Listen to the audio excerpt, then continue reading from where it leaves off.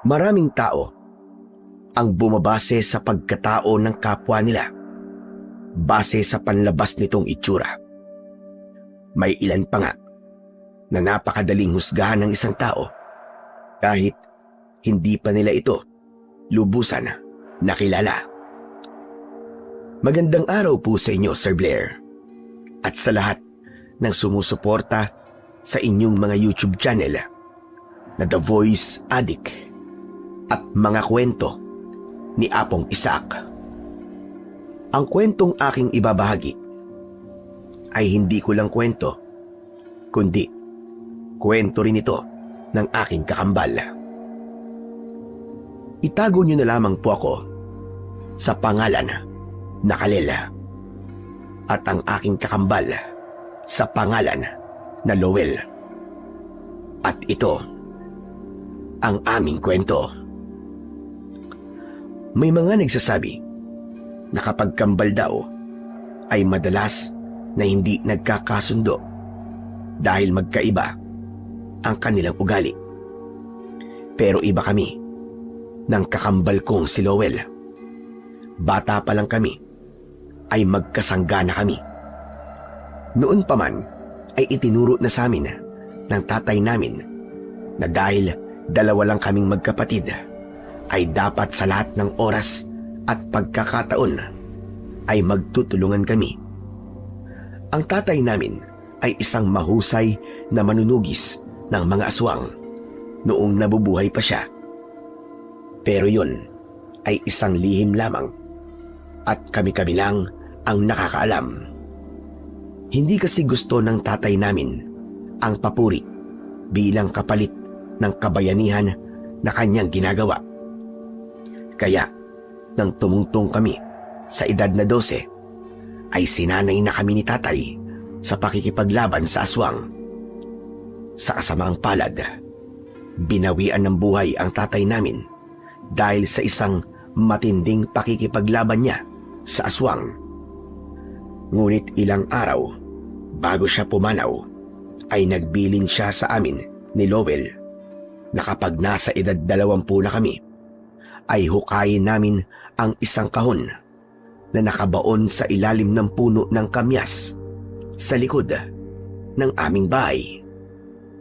Hanggang sa dumating na ang ika-20 kaarawan namin ni Lowell. Umaga pa lang ay nasa likod bahay na kami para hukayin ang kahon na sinasabi ng aming tatay. Gaano ba kalalim ang dapat nating hukayin, Kalel? Lagpas tuhod ko na tong hinuhukay natin Pero wala pa rin yung kahon na sinasabi ni tatay. Aba, nakakapagod na. Wala akong ideya kung gaano kalalim ibinaon ni tatay yung kahon na sinasabi niya. Kaya maghukay lang tayo na maghukay, Lowell. Baka naman makagawa tayo dito ng balon Eh di mas ayos kung ganun. Hindi na natin kailangan mag-igib ng tubig kay Aling Simang, di ba? Eh minsan ang sungit pa naman nun. Pero iba rin tong trip ni tatay, no? Pwede naman niyang itago na lang sa kung saan yung kahon Pero mas pinili pa niyang ibaon sa lupa. Ang lalim pa. Sa bagay, ano pa bang bago rito? Di ba mga bata pa lang naman tayo? Ay gusto ni tatay na palagi tayong nahihirapan. Gaya na lang nung halos araw-araw tayong nagsasanay sa paggamit ng itak kasi ang gusto niya ay maging kagaya niya tayo na isang manunugis. Ano ka ba, Lowell? Hindi pagpapahirap ang tawag doon. Ang tamang tawag sa ginagawa ni tatay ay pagtuturo ng disiplina. Gaya nitong ginagawa natin ngayon. Kailangan na matinding disiplina at pasensya dito. Kasi kung mainipin ka, hindi mo makukuha yung kahon. Pero, may idea ka ba, Kalel? Kung anong laman ng kahon na yon? Sa totoo lang, wala akong ideya. Kaya nga dapat, mahukay na natin yon para malaman na natin. Hindi kaya mga ginto ang laman nun? O kaya mga alahas? Sana tama ako para hindi na natin kailangan magtrabaho sa taniman ng mais. Pero imposible naman yung sinasabi mo, Lowell. Paano magkakaroon ng mga ginto at alahas si tatay? Hindi ba? Nung nabubuhay pa siya, ay halos wala na nga tayong makain. Malay naman natin, di ba? Hindi masamang mangarap. Sana talaga, mga ginto at alahas ang laman ng kahon para sulit ang pagod at hirap natin sa paghuhukay.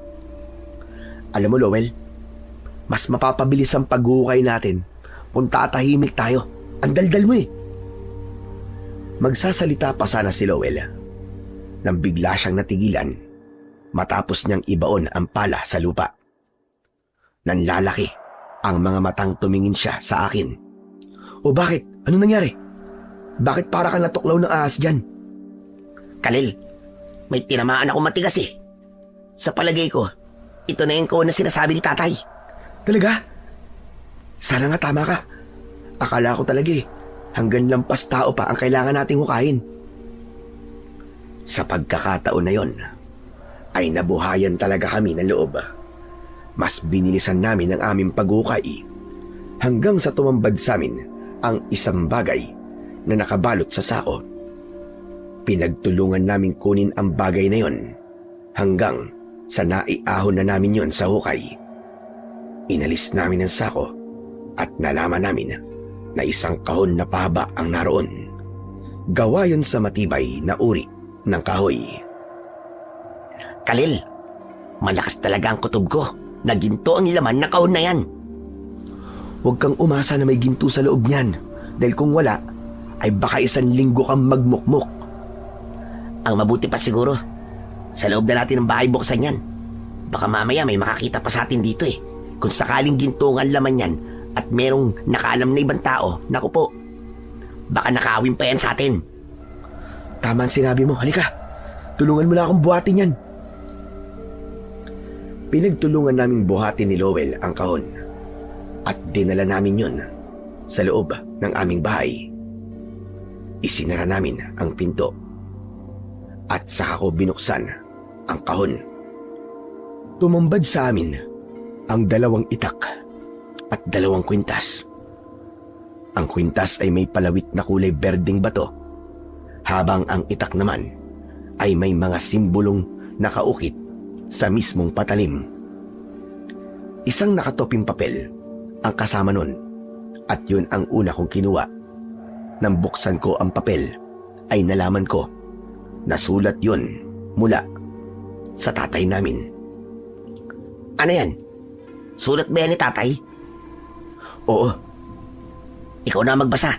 Makikinig na lang ako. Khalil at Lowell, sigurado ako na sa oras na babasahin niyo to, ay hindi niyo na ako kasama. Patawarin niyo ako kung hindi ko na masasaksiyan ng personal kung paano kayo magiging malakas at mahusay na manunugis ng mga aswang. Alam niyo naman na mga bata pa lang kayo ay sinanay at inihanda ko na kayo para maging katulad ko. Ang laman ng kahon na ito ay ang mga bagay na magagamit nyo para labanan ang puwersa ng kadiliman. Ang mga kwintas ay merong mutya na kung tawagin ay kambal tuko. Isa itong makapangyarihang mutya kung saan kapag suot-suot nyo ito ay tataglayin nyo ang kakayahan ng isang tuko. Habang ang 2 itak naman ay tinatawag na kambal na itak na ipinagawa ko noon sa isang antingerong panday para talaga sa inyong 2. Naniniwala ako sa kakayahan at talino niyong 2. Kaya sigurado ako na malalaman niyo kung paano gamitin ang mga bagay na yan. Huwag niyong kakalimutan ang lahat ng itinuro ko sa inyo, lalo na ang huwag maging abusado sa inyong kapangyarihan at hindi niyo kailangang makilala kahit gumagawa pa kayo ng kabutihan. Ang Diyos na ang bahalang magbigay sa inyo ng papuri. Mahal na mahal ko kayo, mga anak. Hanggang sa muli nating pagkikita. Parehas kaming maluwa-luwa ni Lowell matapos kong basahin ang sulat ni tatay. Itiniklop ko ang sulat at kinuha namin ang itak at ang mutya. Tig-isa kami sa mga yon. Sabay naming isinuot ang mutya ng kambal tuko sa aming leeg at agad kong naramdaman ang taglay nung kapangyarihan na mabilis na bumalot sa aking katawan.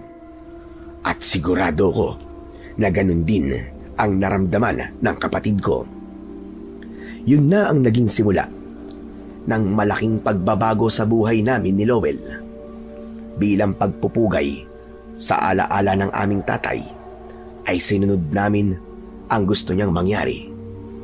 Gamit ang sarili naming utak, taktika at kakayahan, ay natuklasan namin kung paano gamitin ang mutya ng kambal tuko at ang kambal na itak. Nag-umpisa na rin kaming magpalipat-lipat ng lugar ni Lowell. At ang pinupuntahan namin ay ang mga lugar na ginagambala ng mga aswang. Wala pang isang taon ay marami-rami na kaming natulungang baryo. Pero pinanatili naming misteryo ang aming pagkatao. Walang nakakaalam na kami ay mga manunugis na kumakatay sa mga aswang. Ang gusto kasi namin ay mabuhay nang hindi nalalaman ng kahit na sino ang aming ginagawa. At naniniwala kami na darating ang araw na ang Diyos na ang magbibigay sa amin ng pagpapala at papuri. Isang umaga, naglalakad kami ni Lowell palayo sa isang baryo kung saan kagabi ay isang aswang ang aming pinatay. Tapos na ang misyon namin sa lugar na yon, kaya kailangan na naming umalis. Kung titignan kami, ay mapagkakamalan pa kaming pulubi dahil sa marumi naming damit at itsurang matatawag na dugyot. Sa likod namin ay may pasan kaming sako na hindi lang kung ano-anong gamit ang laman, kundi naroon din ang aming mga itak. Grabe yung aswang sa baryong yun, no? Sa lahat yata ng aswang na nakalaban natin, ay yun ang talagang nahirapan tayo. Sinabi mo pa, Lowell. Ganun nga yata kapag yung dahilan ng pag-atake ng isang aswang ay dahil sa galit at pagiganti. Narinig ko kasi sa kwentuhan ng mga tao dun na dating residente raw sa baryong yon yung aswang. Tapos, nang nalaman ng mga tao na isa siyang aswang, ay pinagkaisahan siya at sinaktan. Muntik pa nga raw nilang mapatay yun nun eh. Nung napalayas nila yung aswang, ay bumalik naman siya makalipas ang ilang taon. At mas malakas at mas mabagsik na siya. Iba talaga ang nagagawa ng galit, no? Kahit na sabihing aswang yun, ay may damdamin pa rin talaga siya. Pero hindi tama na magpapadala ka sa galit mo. Kapag tuluyang ka na nilamon ng galit, wala ka ng ibang gagawin kundi kasamaan. At yun ang tuluyang sisira sa'yo. Isa yan sa itinuro sa atin ni tatay nun, di ba? Mukhang nakalimutan mo na yata, Lowell, ah. Sa dami ba naman ng itinuro sa atin ni tatay eh, talagang nakalimutan ko na yung iba. Pero mas okay sana kung kasama nating nakikipaglaban si tatay, no? Kung buhay pa sana siya, sigurado ko na ipagmamalaki niya tayo ng sobra. Ipagmamalaki niya tayo, pero sa sarili lang niya. Ang gusto naman kasi ni tatay ay huwag tayong makilala ng mga tao dahil baka nga naman lumaki ang ulo natin. Pero alam mo, Lowell, naniniwala ako na sa bawat laban natin ay kasama pa rin natin si tatay. Ramdam ko na palagi niya tayong ginagabayan. Uy, huwag ka nga magbiro ng ganyan. Alam mo naman na takot ako sa multo, di ba? Mabuti pang aswang ang makaharap ko kaysa multo. Kahit sabihing multo ni tatay, multo pa rin yun, no? Hindi naman literal na multo ni tatay natin ang sinasabi kong gumagabay sa atin. Yung presensya niya lang. Yung mga itinuro niya sa atin. Yun ang tinutukoy ko. At hindi yung multo na sinasabi mo. Eh, dilawin mo kasi yung sinasabi mo. Ay, teka, o nga pala. Hindi ba tayo mag-iiba ng disguise? Palagi na lang tayong nagpapanggap ng mga dugyot na palaboy eh. Nakakasawa rin maging mabaho at madumi. Bakit? May naiisip ka bang ibang katauhan na pwede nating gawin? Ano kaya kung sa susunod magpanggap naman tayong mayaman? Yung kunwari may-ari tayo ng asyenda, tapos nakasuot tayo ng maayos na damit. Para naman makita ang kugapuhan natin dalawa. Sa tingin mo ba ay mapapanindigan natin ang magpanggap ng mayaman? Sige nga, saan tayo kukuha ng magagandang damit? Kaya ba natin kumuha ng malaking bahay? Alam mo, mas praktikal tong pagpapanggap nating palaboy. Kasi ito lang ang kaya natin panindigan. Sa bagay, may punto naman yung sinabi mo. Paano kasi nagsasawa na ako sa itsura natin ganito Ang kati-kati palagi. Pero teka, matanong ko lang. Saan na pala tayo sunod na pupunta? Sa ngayon ay hindi ko pa alam. Pero sigurado ako at nararamdaman ko na hindi magtatagal ay muli tayo magkakaroon ng misyon. Tinapik ko ang braso ni Lowell nang may nakita kong nakahintong truck sa gilid ng kalsada. Ang driver nun ay umiihi sa talayban. Lowell, nakikita mo ba yung truck driver na may kargang mga prutas sa likod? Doon tayo sasakay. Ha? Bakit tayo sasakay doon?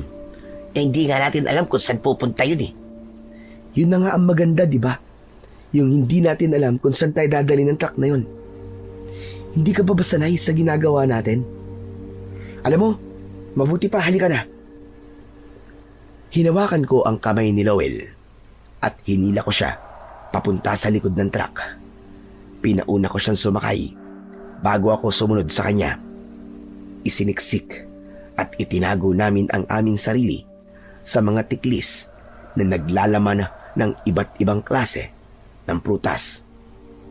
Hindi nagtagal ay umandar na ang truck at dahil sa pagod sa naging pakikipaglaban namin sa aswang ng nagdaang gabi, ay hindi namin napigilan ang pagdapo ng antok at agad kaming nakatulog. Wala akong ideya kung gaano kami katagal nakatulog.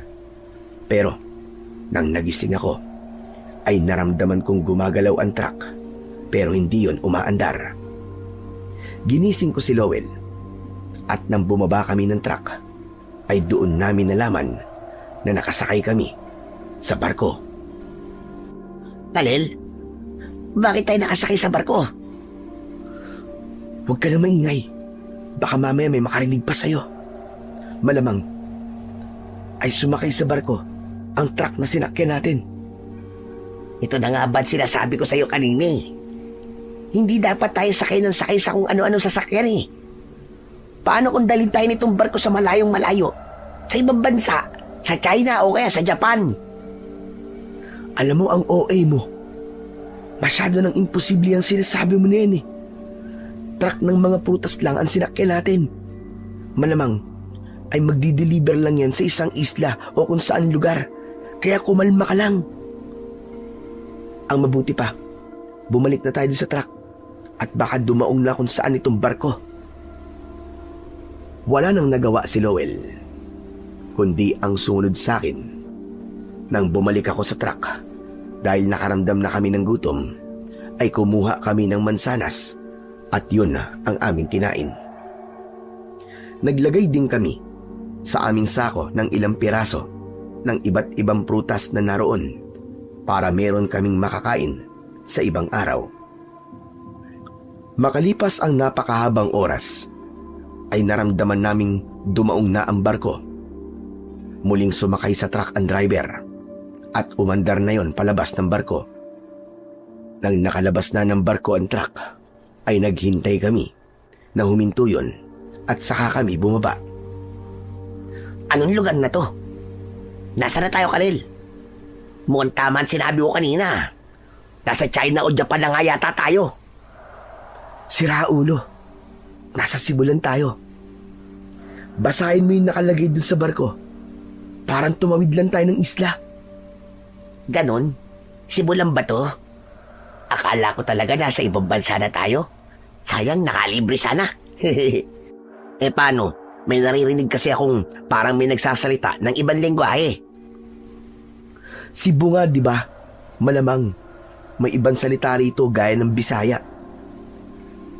Ang mabuti pa mag-ikot-ikot na muna tayo, Lowell. Alamin natin ang nangyayari sa paligid kung kailangan ba nila ng tulong natin.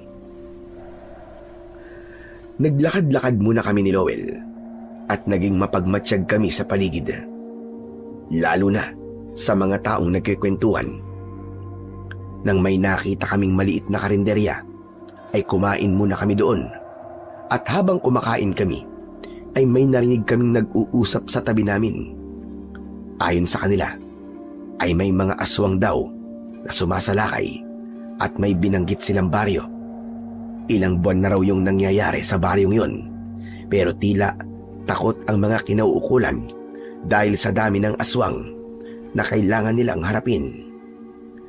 Nagkatinginan kami ni Lowell at kahit walang salitang lumalabas sa bibig namin, ay alam naming isang panibagong misyon ang kailangan naming tapusin.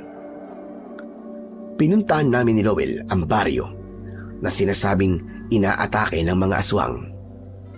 Halos paggabi na nang nakarating kami roon. Kapansin-pansin, nakakaunti ang mga taong nasa labas ng sandaling yon. Mukhang totoo nga na may mga aswang na sumasalakay dito. Tignan mo, at 6:00 pa lang ng gabi, pero halos wala na akong nakikitang tao sa labas. Tama ka dyan, Khalil. Saka parang lahat ng tao ay nagmamadali at natatakot. Pero totoo kaya yung narinig natin doon sa mga kumakain sa karinderya na maraming aswang ang nandito? Hindi ko alam, Lowell. Pero kung totoo yun, ibig sabihin ay ito ang unang beses na makikipaglaban tayo sa maraming aswang. Lahat kasi ng mga lugar na pinuntahan natin dati ay isang aswang lang ang nakakaharap natin. Kaya natin to. 2 lang tayo tapos maraming aswang. Hindi kaya dito na tayo mamamatay? Bakit ba palagi kang natatakot, ha? Palagi nilang negative ang iniisip mo. Tsaka alam mo, kahit gaano pa sila karami, kung meron naman tayong paniniwala sa Diyos at meron din tayong mutya tapos sandata, hindi sila uubra sa atin kahit 2 lang tayo. Yan ang tatandaan mo. Sinasabi ko lang naman ang posibleng mangyari. Kumbaga, advanced thinking. Ewan ko sa'yo, may pa-advanced thinking kapag nalalaman dyan. Basta, ang gawin natin, kailangan mas maging handa tayo. Saka magtiwala tayo sa sarili nating kakayahan. Basta magkasama tayong 2, ay walang aswang ang hindi natin kayang talunin at patayin. Pero, saan kaya tayo pwede magpalipas ng gabi, no? Hindi ba palaboy tayo? E di kung saan-saan na lang. Ay no, may lumang bahay doon. Doon na lang tayo. Sigurado ako na walang nakatira doon. Pinuntahan namin ang lumang bahay na sinabi ni Lowell. Sabay kaming pumasok ni Lowell doon at pinagmasdan namin ang kabuuan nun. Isa yung maliit na kubo. Mukhang wala na ngang nakatira doon dahil kahit merong mga gamit ay wala naman sa kaayusan ang mga yon. Puno ng alikabok ang bawat sulok at halatang ilang taon nang napabayaan yun. Humiga si Lowell sa papag at umunan siya sa sarili niyang braso. Hoy, anong ginagawa mo dyan? Nakahiga. Matutulog. Ano pa ba? Ipapaalala ko lang sa'yo na wala tayo rito para magpahinga. Pwede ba, Khalil? Huwag ka masyadong seryoso sa ginagawa natin. Sa kakarating lang natin dito eh. Nakakapagod din yung nakasakay tayo sa truck tapos hindi tayo komportable. Kaya mas maganda na makapagpahinga man lang tayo. Kahit sandali lang. Ikaw ba, hindi ka ba inaantok? Ikaw ang bahala kung gusto mo matulog. Lalabas lang ako sandali at magmamatsyag ako sa paligid. Mag-iikot-ikot lang ako. Hindi ba talaga gusto magpahinga muna? Mas importante para sa akin ang alamin na nangyayari dito kaysa magpahinga. Wow ha? Para kinukonsensya mo yata ako niyan ha? Sinasabi ko lang kung anong gagawin ko. Pero kung gusto mong magpahinga at matulog, bahala ka sa buhay mo. Lumabas na ako ng bahay na yon at nagsimula akong maglakad-lakad. dinala ko ang sako para kung sakaling merong makakita sa akin ay hindi sila maghihinala kung ano ang aking ginagawa. Nang sandaling yon ay wala na akong taong nakikita na nasa labas. Sobrang tahimik ng paligid at kapag ganon ay alam ko na may nagbabadyang panganib sa kapaligiran. May nakita akong basurahan sa harap ng isang bahay. Binuksan ko yun at nagsimula akong mangalkal. Pero ang totoo ay palihim kong pinagmamasdan at pinakikiramdaman ang paligid. Nagulat ako nang bumukas ang pinto ng bahay na nasa aking harapan. Mula roon ay lumabas ang isang matangkad na lalaki na may malaking katawan. May dala siyang kawayan na mahaba. Huminto ako sa aking ginagawa nang galit na sumigaw ang lalaki. Hoy! Anong ginagawa mo dyan, ha? Umalis ka nga rito! Ang dumi-dumi mo. Kahit nasa loob ako ng bahay, amoy na amoy kong baho mo. Naghahanap lang ako ng pwedeng mapakinabangan sa basurahan. Wala naman akong ginagawang masama. Anong wala? Sigurado ako na ikakalat mo lang ang laman ng basurahan ko. Bibigyan mo pa ako ng gagawin eh. Saka, kaya nga yan tinawag na basurahan, di ba? Ay dahil lahat ng bagay na nandyan sa loob ay basura na. Hindi na mapapakinabangan. Para sa kagaya mo, ay wala nang silbi naman ng basurahan na yan. Pero sa mga kagaya ko, meron pa. Kaya hayaan mo na lang ako sa ginagawa ko. Nangangako naman ako na hindi ko ikakalat ang laman yan. Wala akong tiwala sa iyo eh. Umalis ka na nga. Kapag hindi ka pa umalis, hakampasin talaga kita. Matiim kong tinignan ang lalaki. Naisip ko na napakalaki siguro ng galit niya sa mundo. Kaya kahit isang palaboy na kagaya ko ay sinisigawan niya ng ganon. Ayoko ng gulo at away. Kaya umalis na ako at nagdesisyon akong balikan si Lowell. Nang malapit na ako sa lumang kubo ay nagtaka ko dahil naririnig ko na para bang may kausap ang kakambal ko sa loob. Nagmamadali akong pumasok at nagulantang ako nang nakita ko ang isang maruming matandang lalaki na may hawak na itak. Nakasiksik si Lowell sa isang sulok habang nakatayo sa harapan niya ang matanda. Hoy ikaw! Ibaba mo yung itak mo at lumayo ka sa kapatid ko! Kalel, mabuti na lang at dumating ka. Ito kasing matandang baliw na to eh. Bigla na lang pumasok dito at may dalang itak. Sino baliw ang sinasabi mo? Sino pa ba? Eh di ikaw. Alangan naman ako. Eh ikaw itong nagwala kanina na parang baliw. Hindi ako baliw. Hindi ako baliw. Huwag mo kong tinatawag ng ganyan. Teka, uminahon ka, Tatang. Oo na. Naniniwala na kaming hindi ka baliw. Basta bitiwan mo na muna yung hawak mong itak. Hindi ko to pwede bitiwan. Dahil ito ang panlaban ko sa mga pesting aswang.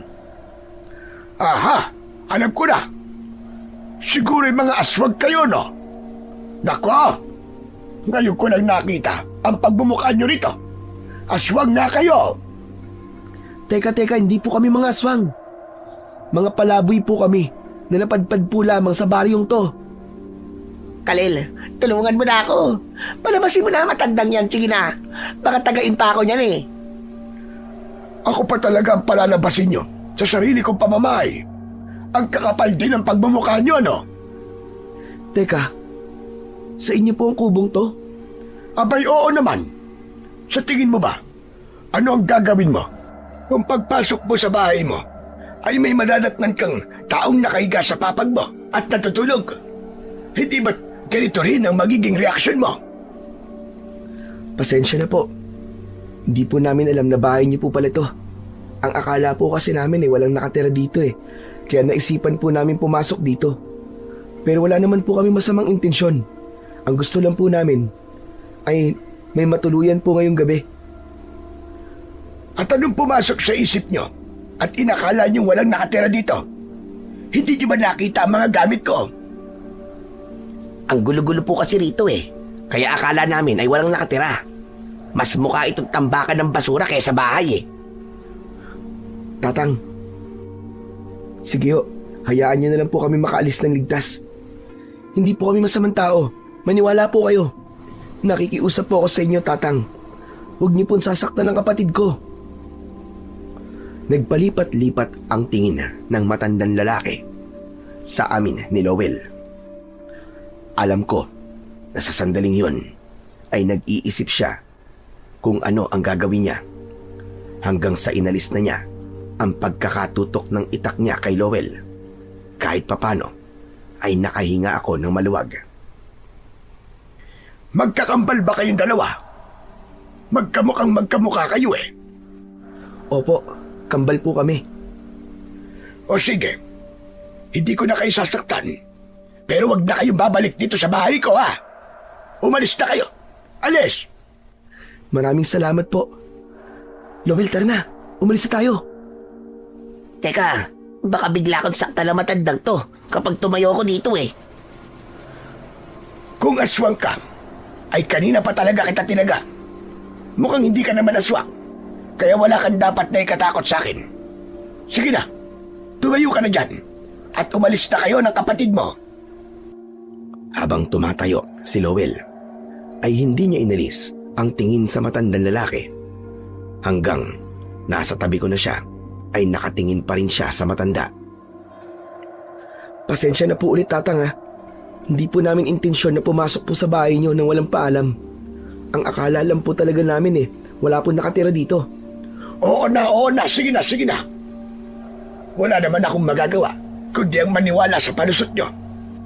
Oo nga pala, mas makabubuti kung umalis na kayo sa lugar na ito. Kapag ganitong madilim na, ay maraming hindi magandang nangyayari dito. Kagaya po ng ano? May mga patayang nangyayari rito. Hindi sa tinatakot ko kayong dalawa, pero may mga aswang na sumasalakay dito tuwing gabi. At wala akong ideya kung sasalakay sila rito ngayon. Kaya umalis na kayo. At huwag na kayong babalik kahit kailan. Mukha pa naman kayong may hina at walang kakayahang ipagtanggol ang inyong sarili. Salamat po sa paalala niyo. Aalis na po kami ng kakambal ko. Lowell, tara na. Magkasabay kaming lumabas ni Lowell sa bahay ng matandang lalaki at naghanap kami ng pwede naming pagtaguan. Isang malaking puno na nasa tabi ng daan ang aming nakita. Inakyat namin yon at sa itaas ng puno namin naisipang magtago. Iniwan namin ang aming mga sako sa ibaba.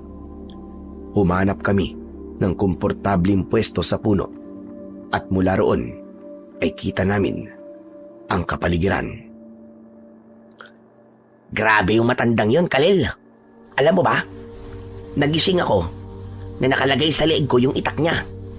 Akala ko talaga, katapusan ko na kanina eh. Kahit naman siguro sinong tao, kapag may nakita siyang ibang tao sa bahay niya, ay ganun din ang gagawin. Saka, mukhang wala rin siya sa tamang pag-iisip. Kaya unawain na lang natin. Iba kasi yung tingin niya. Saka kahit galit siya, kita ko sa mga mata niya ang takot at lungkot. Yan nga rin ang napansin ko eh. Kaya talagang natakot ako kanina. Siyempre, kung wala siya sa katinuan, ay hindi siya nag-iisip ng tama. Kaya akala ko talaga sasaktan niya ako kanina. Buti na lang talaga at bumalik ka kagad. Teka, oo nga pala. Bakit ang bilis mong bumalik? Akala ko ba'y mag-iikot-ikot ka rito? Paano ba naman? Habang naghahalukay ako ng basurahan, ay may mayabang na lalaki na nagpaalis sa akin. Akala mo kung sino eh. Di dapat pinatulan mo. Sinampulan mo sana ng galing mo sa pakikipaglaban. Lowell, mga aswang lang nabanta sa buhay ng mga tao ang nilalabanan natin. At hindi ang mga tao. Isa pa, kung nilabanan ko yung lalaki na yun, ay paniguradong magtataka siya kung bakit ako may ganong kakayahan. Sa bagay, hindi nga pala pwedeng malaman ng mga tao kung anong kaya natin gawin. Dapat ay isipin nilang mahina tayo at wala tayong kalaban-laban. At sa gabi, doon nila makikita na isa tayong tagapagtanggol. Yun nga lang, hindi pa rin nila malalaman ang tunay nating pagkatao. Alam mo, Lowell, naiintindihan ko kung bakit ganito ang gusto ng tatay natin na gawin natin. Kung wala nga naman makakakilala sa atin, hindi tayo magiging mainit sa mata ng mga aswang. Hindi nila masasaktan ng mga taong malapit sa atin. Kahit si tatay, wala ring nakakaalam ng ginagawa niyang pakikipaglaban nun sa mga aswang, maliban sa ating dalawa. At sa ganung paraan, nagawa niya tayong protektahan. Oo nga no, ang talino mo talaga, Khalil. Ang galing mong intindihin ng mga bagay, lalo na yung parang ang hirap maintindihan. Napahinto ang pag-uusap namin nang mula sa kung saan ay may narinig kaming pag-angil na tila ba mula sa isang mabangis na hayop. Ngunit alam ko na hindi yun mabangis na hayop, kundi isang aswang. Mula sa hindi kalayuan ay isang aswang ang aming nakita. Palingalinga siya sa paligid na tila ba naghahanap siya ng mabibiktima. Nang malapit na ang aswang sa punong kinaroroonan namin, ay tumingin ako kay Lowell. Alam ko na alam niya kung ano ang dapat naming gawin nang tumango siya sa akin. Ikinulong namin sa palad ang mutya ng kambal tuko at sa isang iglap ay tila nawala kami dahil humalo kami sa kulay ng tekstura ng mga dahon at sanga ng puno. Isa yon sa kapangyarihan ng mutya ng kambal tuko. May kakayahan kaming magtago sa kahit na anong bagay dahil nagiging kakulay kami ng bagay na yon. Huminto ang aswang sa tapat ng puno at tumingala siya. Alam ko na naaamoy kami ng aswang, pero dahil hindi niya kami nakikita, ay nagtataka siya ng gusto. Kinuha namin ni Lowell ang bandanang nakasuksok sa bulsa ng aming pantalon at itinakip namin yon sa aming bibig at ilong. Itinali namin ang magkabilang dulo ng bandana sa likod ng aming ulo. Yun ang aming paraan para walang makakilala sa amin. Sabay kaming tumalon sa puno at bumagsak kami sa harapan ng aswang. Sa pagkakataong yun, ay nakikita niya na kami, kaya mas lalo siyang nagulat. Bakit mag-isa ka lang? Ang balita ko, marami kayo ah. Lowell, maaaring ang aswang na yan ang maging daan para malaman natin kung saan nagtatago ang mga kasama niya. Pahirapan lang natin siya, pero wag nating papatayin. Biglang sumugod ang aswang sa amin, pero pinuntirya niya si Lowell. Napansin kong nataranta ang kapatid ko, kaya iwinasiwas niya ang kanyang itak at nagilitan niya sa leeg ang aswang. Agad na tumumba ang aswang. Nangisay ang katawan niya hanggang sa tuluyan na siyang binawian ng buhay. Anak nang, bakit mo pinatay? Hindi ba sabi ko wag natin papatayin? Nataranta ako eh. Saka bigla na lang siya sumugod eh. Kung naunahan niya ako. Paano yan? Sino magdadala sa atin sa pinagtataguan ng mga aswang? Marami pa namang aswang dito eh. Saka may susunod na gabi pa naman. O kaya baka mamaya may dumating ulit na aswang, di ba? Sorry na. Hindi ko naman sinasadya eh. Kau naman. Sa susunod kasi, Lowell, huwag ka natataranta. Hindi ba, itinuro sa atin ni tatay na dapat kapag nakikipaglaban tayo ay kalmado lang ang isip natin. Kapag nataranta ka kasi, ay hindi ka talaga makakapag-isip ng maayos. Oo na. Tatandaan ko na yan sa susunod. Ano palang gagawin natin dyan sa aswang na yan? Iiwan natin dyan. Hahayaan nating makita ng mga tao yung bukas ng umaga para kahit papano ay magkaroon sila ng pag-asa na meron ng kumikilos para bumalik ng kapayapaan sa lugar na to. Tara na, mag-ikot-ikot pa tayo at baka makakita pa tayo ng aswang. Basta sa susunod ha, huwag mo nang papatayin, parang awa mo na. Oo na, promise. Matapos yun, ay naglakad-lakad na kami ni Lowell sa buong baryo.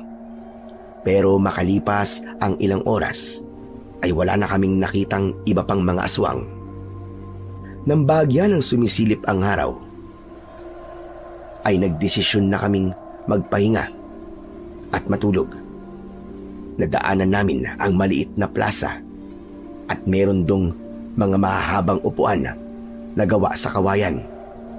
Doon namin piniling humiga at hindi nagtagal ay parehas na kaming nakatulog. Habang mahimbing akong natutulog ay may naramdaman ako na sumipa sa binti ko. Nang buksan ko ang mga mata ko ay nakita ko yung lalaking nagtaboy sa akin kagabi habang naghahalongkat ako ng basurahan. Ikaw na naman? Oo, ako na naman. Hindi ba kagabi ay pinaalis na kita? Bakit nandito ka pa rin sa lugar namin, ha? Ano bang pakialam mo? Hoy, ikaw! Sino ka ba, ha? Bakit inaangasan mo ang kakambal ko? Aba, ngayon lang ako nakakita ng kambal na dugyot, ah. Hoy, kayong dalawa. Umalis nga kayo rito. Lumipat kayo sa ibang lugar dahil bawal ang palaboy dito. Mamaya mga magnanakaw pa kayo, eh. Palaboy kami, pero hindi kami magnanakaw. Grabe ka kung makapanghusga ng tao, ah. Isa pa, sino ka ba? At pinapalayas mo kami. Ikaw ba nagmamay-ari ng buong lugar na to? Hindi ko sinasabing ako may-ari ng lugar na to. Pero tatay ko ang kapitan dito at bilang anak niya, tungkulin kong tulungan siyang maging ligtas ang lahat ng mga tao rito. Ano bang tingin mo sa amin, ha? Banta sa mga tao? Hindi kami masasamang tao para sa kalaman mo. Wala kami rito para gumawa ng hindi maganda. Isa pa, maawa ka naman sa amin.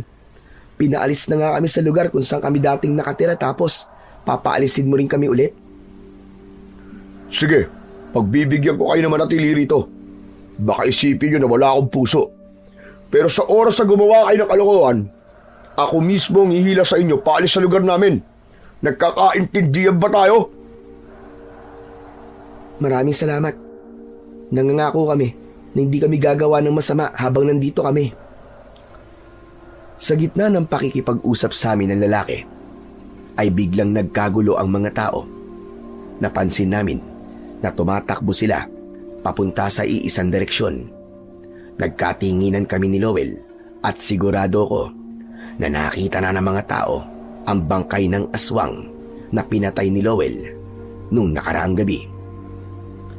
Iniwanan kami ng lalaki at nagtungo siya sa kung saan papunta ang mga tao. Sumunod kami sa kanya at hindi nagtagal ay nakita na namin ang mga taong nagkukumpulan sa paligid ng walang buhay na katawan ng aswang. Lahat sila ay nagtatanong kung sino ang pumatay sa aswang na yon. Napansin ko ang matandang lalaki na may-ari ng bahay na napuntahan namin ni Lowell. Nagulat ang lahat nang bigla siyang sumigaw. Sa wakas! Sa wakas! Meron nang naglakas ng loob na labanan ng mga aswang. Nararamdaman kong maliligtas na tayo. Ito na ang simula ng unti-unting pagkamatay ng mga pesteng aswang dito sa ating baryo. Meron na tayong tagapagtanggol! Hoy! Tatang Erning! Tumahimik ka nga dyan! Hindi porke may pinatay na aswang ay meron na kagad tagapagtanggol. Huwag mong bigyan ng walang pag-asa mga tao dito. Sa bagay, wala namang maniniwala sa iyo, eh. Dahil baliw ka. Hindi mo ba nakikita, Baldo? Sa ilang buwan ng pagsalakay ng mga aswang dito sa atin, kahit isa ay walang naglakas ng loob na labanan sila. Kahit ang mga tanod dito ay takot na harapin ang mga pisting yawang aswang na yan. Hindi ba? Dapat tayo matuwa na may isang aswang ang pinatay. Isa itong magandang sinyalis. Tumahimik ka, baliw! Pinagtawanan ng mga tao si Tatang Erning. May awa akong naramdaman para sa matanda. Sa totoo lang ay may katotohanan ang sinabi niya, pero dahil nga sa may kakulangan siya sa pag-iisip, tila lahat ng lumalabas sa bibig niya ay pinagtatawanan lamang at hindi pinaniniwalaan. Lumayo na kami ni Lowell sa kumpulan ng mga tao. Nagsimula na kaming maghalungkat sa mga basurahan ng mga bagay na maaari naming ipagbenta kung sakaling mayroong junk shop sa lugar na yon. Alam mo, hindi ko alam kung sino ang totoong baliw. Yung matandang lalaki ba? O mga tao rito? Lalo na yung lalaki na nagpapaalis sa atin dito. Dako, bakit imbis na matuwa sila na may pinatay na aswang, ay para bang hindi ganun ang nararamdaman nila eh? Siguro ay hindi sila makapaniwala na mayroong maglalakas ng loob na labanan ng mga aswang dito. Hindi ba? Ang sabi ng matandang lalaki ay ito ang unang beses na nangyari yon. Hayaan natin silang iproseso ang lahat. Saka wag na nating intindihin kung ano man ang mga maririnig natin mula sa mga tao. Pagtuunan natin ng pansin ang dahilan kung bakit tayo nandito. Kumibit balikat lamang si Lowell, habang ako naman ay nag-iisip sa kung ano ang magiging sunod naming hakbang. Kung totoong maraming ang aswang sa lugar na yon, ay mukhang matatagalan pa bago namin matapos ang aming misyon. Pero nangako ako sa akin sarili na hindi kami aalis ni Lowell sa lugar na yon nang hindi ligtas ang lahat ng taong naroroon. Sumapit na naman ang gabi. Gaya ng unang gabi namin doon, ay wala na namang kahit isang tao ang nasa labas. Parehas kaming tahimik ni Lowell. Pinapakiramdaman namin ang paligid upang agad naming malalaman kung sakaling may aswang sa paligid. Muntik na kami mapasigaw nang biglang sumulpot sa harapan namin yung matandang lalaki. Namimilog ang kanyang mga mata habang may hawak siyang itak. Ikaw na naman? May dala ka pang itak ha? Anong gagawin mo sa amin? Lumayo ka. Baka mamaya bigla mo kaming tagain eh. May nakita akong mga aswang. Hindi kayo ligtas dito sa labas. Ano ka mo? Nasaan ang mga aswang? Siniko ko bigla ang braso ni Lowell para iparating sa kanya na hindi pwedeng malaman ng matandang lalaki na nakikipaglaban kami sa aswang. Bakit kailangan mo pang malaman kung nasaan ang aswang? Bakit? Lalabanan niyo ba sila? Ha? Hindi po. Tinanong ko lang para maiwasan namin yung lugar na kinaroroonan nila. Mga duwag pala kayo. Sa bagay, unang tingin ko pa lang talaga sa inyo ay alam kong wala kayong kakayahan na makipaglaban sa mga aswang. Mukha kayong mahihina. Wow ha? Grabe naman po kayo kung makapagsalita sa amin, nakakambal ko. Ikaw rin naman po Sa payat niyong yan, ay halatang wala kayong kalaban-laban. Kahit pa sa pinakamahinang uri ng aswang. Ang dami mo sinasabi. Halika kayo. Sumama kayo sa bahay ko. Mas ligtas kayo ron. Tara na. Biglang hinawakan ng matandang lalaki ang mga braso namin ni Lowell at hinila niya kami. Wala na kami nagawa, kundi ang sumunod sa kanya hanggang sa nakarating kami sa kanyang bahay. Nagmamadali niyang isinarado ang pinto at umupo siya sa papag. Habang kami naman ni Lowell ay nakatayo lang dahil hindi namin alam kung ano ang gagawin namin. Bakit niyo pala kami tinutulungan, Tatang? Hindi po ba? Pinaalis mo kami nung nandito kami sa bahay mo? Dahil naaawa ko sa inyong dalawa. Wala kayong bahay o masisilungan man lang. Sigurado ako na sa oras na makita kayo ng mga aswang, ay bangkay na kayong matatagpuan bukas ng umaga. Pero salamat po, kasi inayaan niyo po kaming tumuloy sa bahay niyo. Talagang natatakot nga po kami, lalo na nang nalaman namin mula sa inyo na may mga aswang dito. Bakit kasi hindi pa kayo umalis eh? Nagpakalayo-layo na lang sana kayo. Wala na po kasi kami mapupuntahan. Lahat po ng lugar na pinupuntahan namin ay pinapaalis o tinataboy kami ng mga tao dahil sa palaboy kami. Kahit nga po rito ay may nagpapaalis din sa amin. Yung lalaki po may malaking katawan, ang sabi niya po anak po siya ng kapitan. Si Baldo tinutukoy mo. Ganun talaga ang mokong na yon. Masyadong mayabang porque anak siya ng kapitan. Pero wag niyo nang pansinin ang taong yon dahil hanggang yabang lamang ang kaya niyang gawin. Teka, maiba po ako. Baka po meron po kayong pagkain, Tatang. Nagugutom na po kasi kami. Hoy, ano ka ba? Nakakahiya naman kay Tatang. Wala kayong dapat na ikahiya. Meron akong natirang kanin at ulam kanina. Paghatian niyo na lang yon. Alam ko rin na gutom kayo dahil mukha kayong mga palaboy. Kayo rin naman po Mukha po kayong palaboy. Alam ko at wala kang pakialam doon. Sandali lang at kukunin ko lang ang pagkain ninyo. Tumayo ang matandang lalaki at kinuha niya sa may lutuan ang 2 kaldero. Inilapag niya ang mga yon sa maliit na lamesa. Ang isang kaldero ay may kanin, habang ang isa ay merong sinaing na isda. Binigyan niya rin kami ng isang baso ng tubig at agad kaming kumain ni Lowell. Teka, medyo papanista po tong kanin nyo Bakit? Hindi ka pa ba sanay sa ganyang pagkain? Hindi ba? Sa basurahan lang kayo kumukuha ng makakain nyo. Huwag ka na magreklamo. Kumain ka na lang dyan ang kumain. Hindi po ako nagrereklamo. Sinasabi ko lang po ang totoo. Tatang, ano po pa ng pangalan nyo? Kanina ka pa kasi namin kausap pero hindi po namin alam ang pangalan nyo. Ako si Erning. Pero pwede niyo akong tawaging Tatang Erning. Kasi yun ang tawag sa akin ng lahat dito. Kayong dalawa, anong pangalan ninyo? Ako po si Kalel.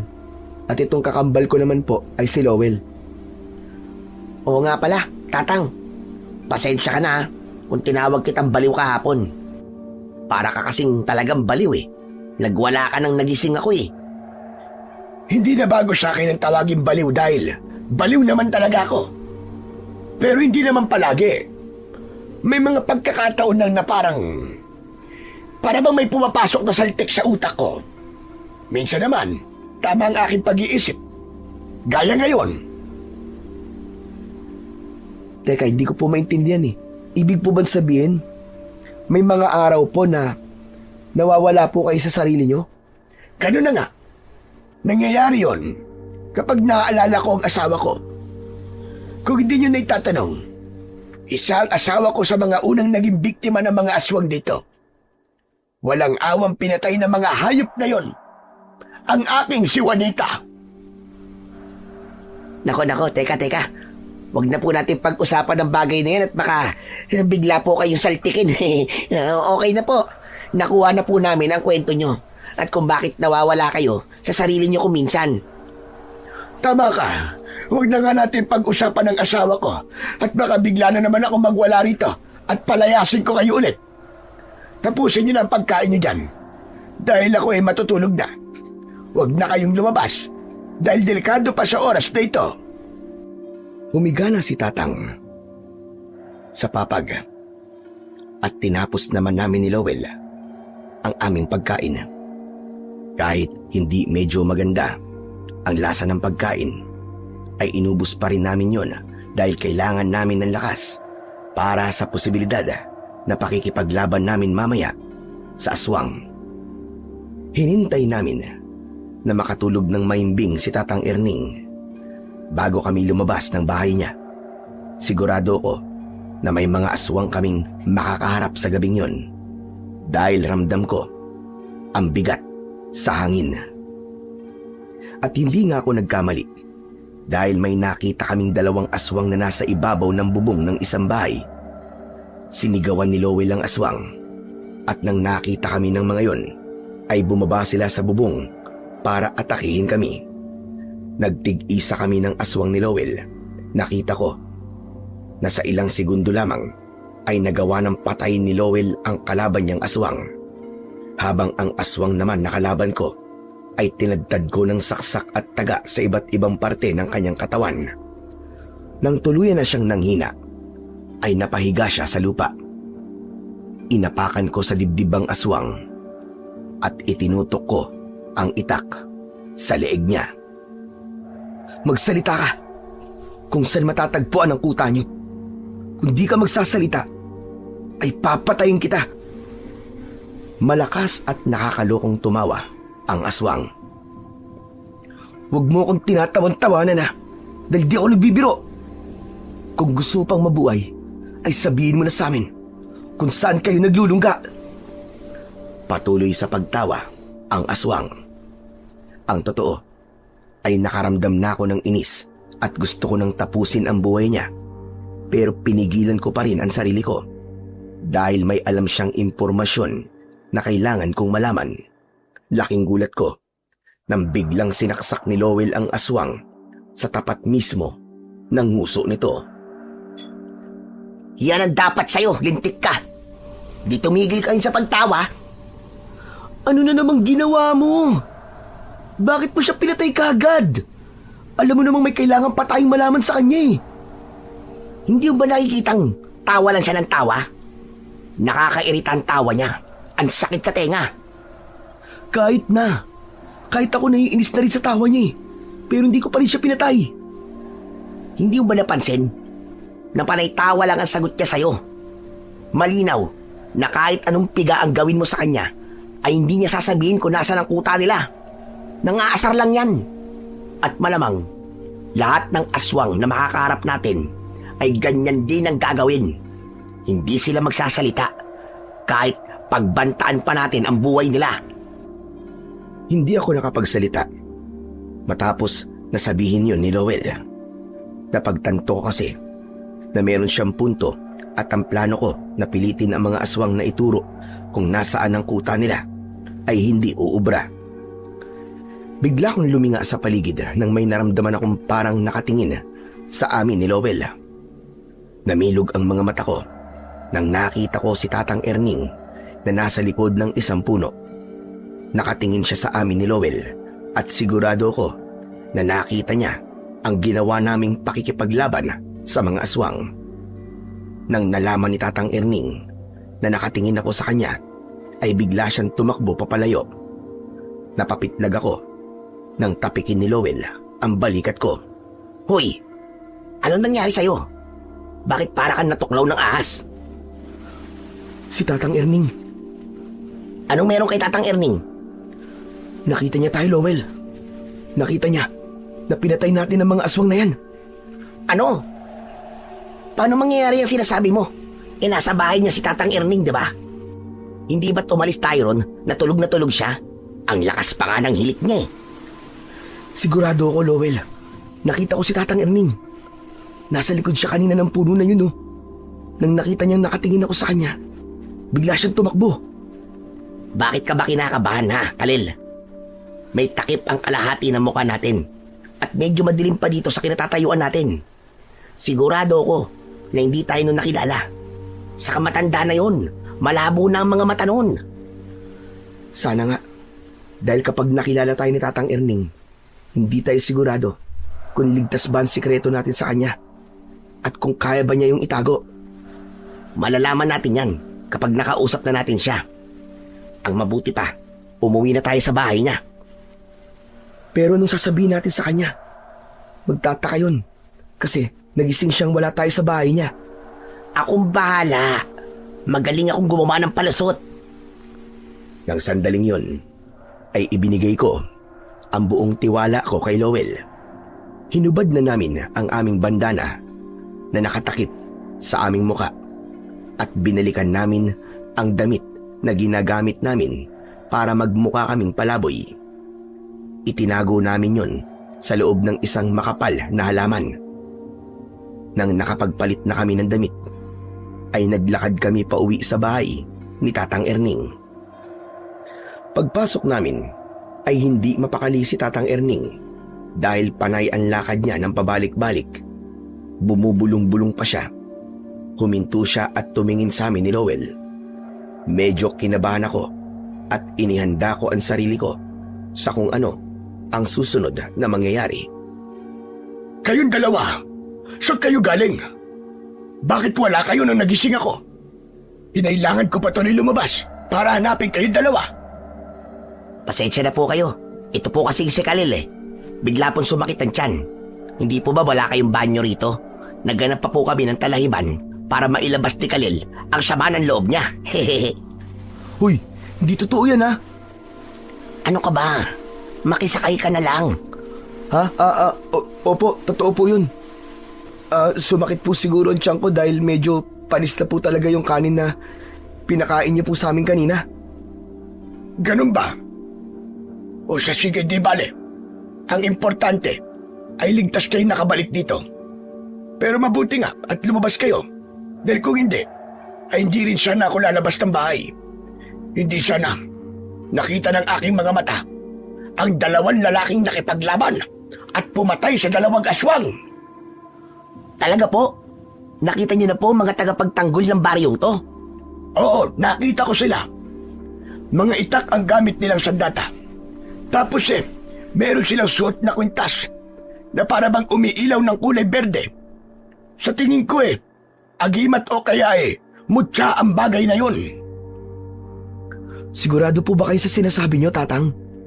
Hindi po kaya namamalikmata lamang kayo? Bakit ba ayaw niyong maniwala sa sinasabi ko, ha? Iniisip niyo ba na inaabot na naman ako ng pagkabaliw ko? Matino ang utak ko sa oras na ito. Kaya alam ko na totoo ang mga sinasabi ko. Opo. Naniniwala na po kami sa inyo, Tatang. Huwag na po kayong magalit. Sayang. At hindi niyo sila nakita. Diyos ko. Maraming salamat po. Ang buong akala ko ay pinabayaan niyo na ang aming baryo. Salamat, Panginoon, dahil nagpadala kayo ng tagapagtanggol namin laban sa mga aswang. Maraming salamat po talaga, O Panginoong Hesus. Sa sobrang kasiyahan ni Tatang Erning, ay napaluhod pa siya habang magkasalikop ang kanyang mga kamay. Nagkatinginan kami ni Lowell.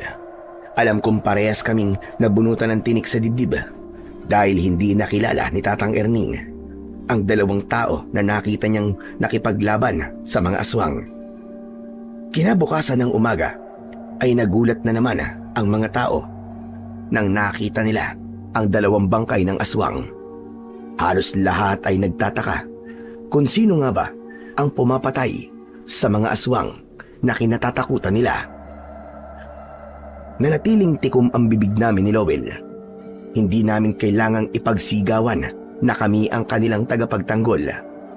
Sapat na saming makita na kahit papano ay unti-unting nagkakaroon ng pag-asa ang mga tao na malapit nang bumalik ang kapayapaan sa kanilang lugar.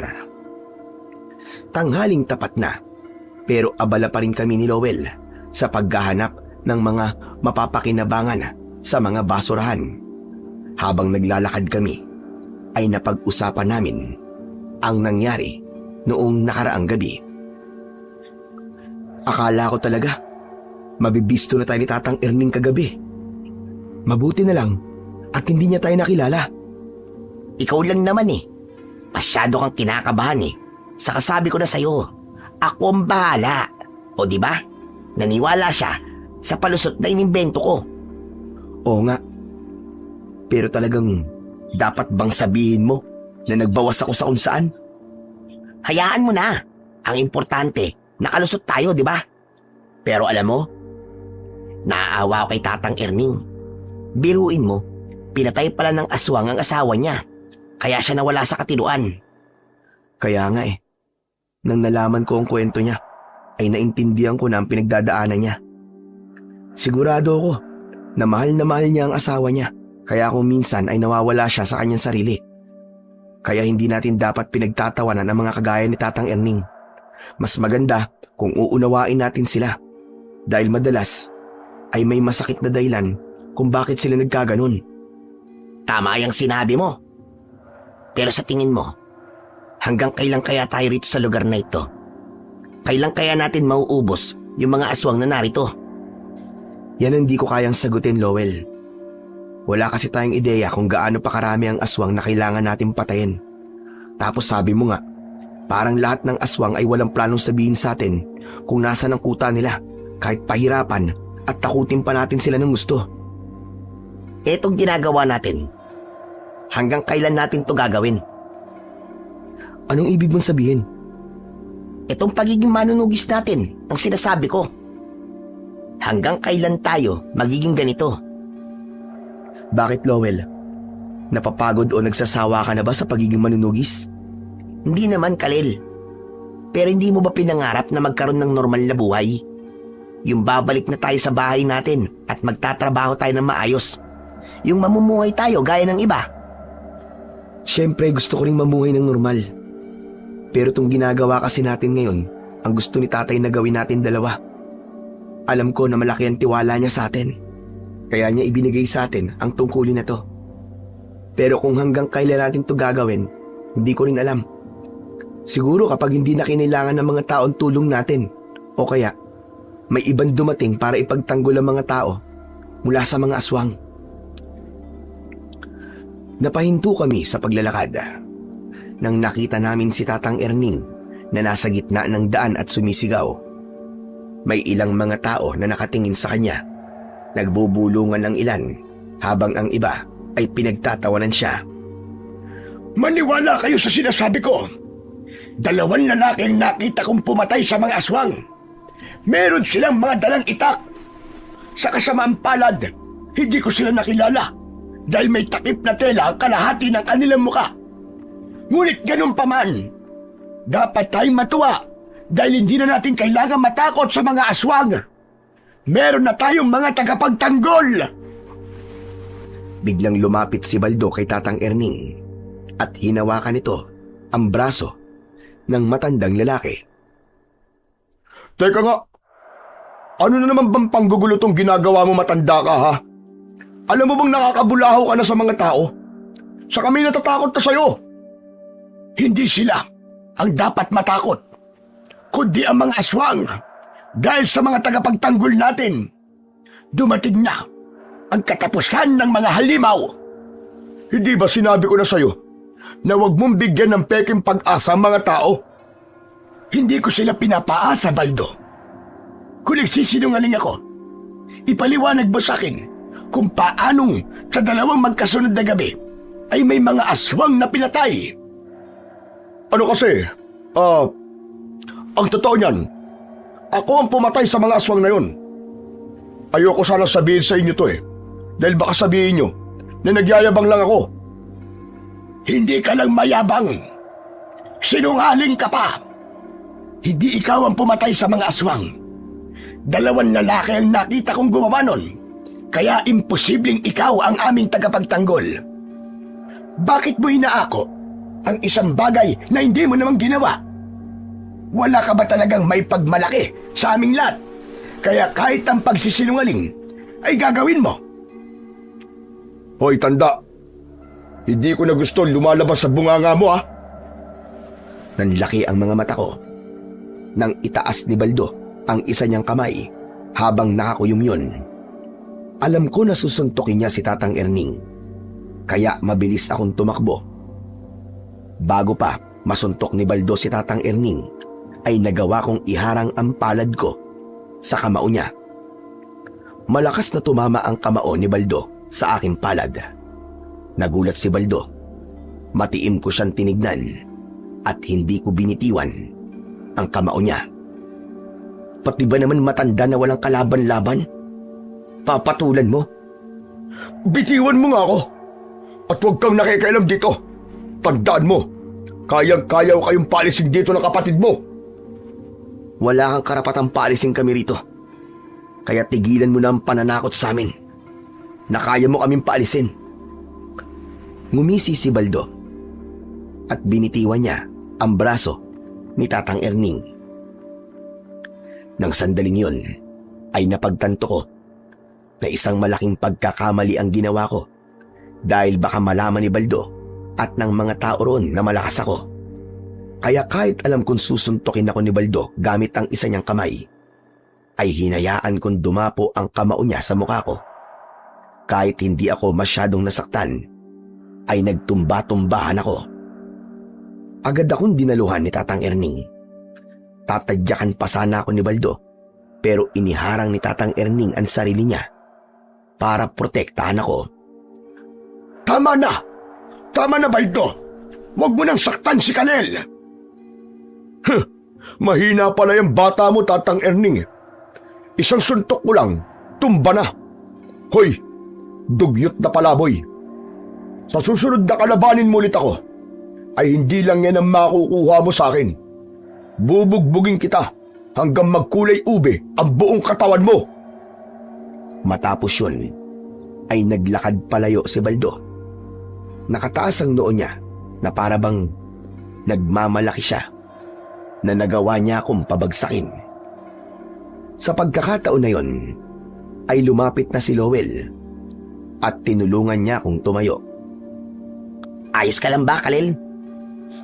Oo, di naman masyadong malakas manuntok si Baldo eh. Bakit kasi nakikialam ka pa? Kahit alam mong hindi mo naman kaya si Baldo. Tignan mo ang nangyari sa'yo. Pumutok tuloy ang labi mo. Ayos lang po ako, Tatang. Kesa naman ikaw po ang sinuntok niya. Hindi po ako papayag na saktan po kayo ni Baldo. Dahil malaki po ang utang na loob namin sa inyo ni Lowell. Sa dami po ng tao rito, ikaw lang po tumanggap sa amin dalawa. Kahit mga palaboy po kami, ay pinatira niyo pa rin po kami sa bahay niyo. Ano ba? Maliit na bagay lang yun. Ayoko kasi na may mabibiktima pa ang mga aswang na yun at gagawin nila sa iba ang ginawa nila sa asawa ko. Saka sino pa ba magtutulungan kundi tayo-tayo lang na mga mukhang dugyot at palaboy? Natawa kami ni Lowell sa sinabing yun ni Tatang Erning. Matapos yun ay nagpaalam na kami kay Tatang Erning dahil kailangan pa naming ipagpatuloy ang aming pangangalakal ng basura. Nang nakalayo na kami kay Tatang Erning, ay saka nagsalita si Lowell. Ikaw naman, ba't tinayaan mong suntukin ka lang ng Baldo na yun? Dapat lumabad ka sa kanya para makita niyang hinahanap niya. Nakalimutan mo na bang walang pwedeng makaalam sa kung ano ang kaya nating gawin? Oo nga pala, no? Paano kasi? Naiinis ako sa mukha niya nung naglalakad siya palayo. Ang yabang-yabang niya na para bang nagmamalaki siya na nagawa kanyang suntukin at patumbayin. Naku, kung alam lang niya, kayang-kaya mo siyang patulugin gamit lamang ang isang suntok. Hayaan mo na. Ang importante ay hindi niya nasaktan si Tatang Erning. Pero kanina, muntik na rin talaga ako makalimot eh. Muntik ko nang suntukin si Baldo. Mabuti na lang at naisip ko na hindi ko pwedeng gawin yon. Hindi na nagsalita si Lowell. Matapos yon, nang napuno na namin ng kalakal ang mga sako namin, ay nagtungo kami sa kabilang baryo dahil dun merong junk shop. Matapos naming maipagbenta ang mga kalakal, ay bumili kami ng bigas at dilata upang merong kaming maibibigay kay Tatang Erning. Nang nakauwi na kami sa bahay ni Tatang Erning, ay naabutan namin siya na nakaupo sa labas. Nakatanaw siya sa malayo at para bang napakalalim ng kanyang iniisip. Tumabi si Lowell kay Tatang Erning, habang ako naman ay nakatayo sa kanilang harapan. Tatang, bumili pala kami ni Lowell ng bigas at dilata para meron tayong pagkain mamaya. Hayaan niyo po. Basta may kitain po kami sa pangangalakal, ay ibibili kagad namin ng pagkain para hindi po palaging panis po ang kinakain natin. Teka, ang tahimik mo naman yata, Tatang. May problema po ba? Iniisip ko kasi kung sino ba talaga ang dalawang tagapagtanggol na yon. Pakiramdam ko kasi ay nakita ko na sila kung saan. Pero hindi ko maalala. Kung wala sana silang takip sa muka, ay makikilala ko sila. Hayaan niyo na po kung sino po sila. Ang sabi niyo ay may takip po ang kanilang mukha, di ba? Kaya baka ayaw po nilang makilala sila o may makaalam ng kanilang pagkatao. Tama po si Kalel. Meron talagang mga tao na tumutulong pero ayaw nila na malalamang tumutulong sila. Bagya akong kinabahan nang biglang tumingin si Tatang Erning kay Lowell. At pagkatapos ay sa akin. Medyo nanlaki ang kanyang mga mata. Teka, bakit ganyan po kayo kung makatingin sa amin? Kayong dalawa. Parang kawig nyo yung dalawang tagapagtanggol. At ang mga katawan ninyo, ang taas nyo, kagaya rin ng sa kanila. Umamin nga kayo sa akin. Kayo ba ang mga tagapagtanggol namin? Ho? Hindi po. Imposible po yung sinasabi nyo. Nakita nyo naman kay Baldo pa nga lang Hindi na ako umubra. Isang suntok lang niya sa akin, tumumba na kagad ako. Kaya imposible po na may kakayahan kami makipaglaban sa mga aswang. Matatakutin at mahina po kami ng kambal ko. Sa bagay, tama ka. Imposibleng kayong dalawang tagapagtanggol. Dahil mga mahihina kayong nilalang. Si Baldo nga hindi nyo kaya. Tama po kayo, Tatang. Saka, may mga tao naman talaga na magkatulad ng katawan at ng taas, di ba? Ang mabuti pa po ay magluto na muna kami ni Lowell.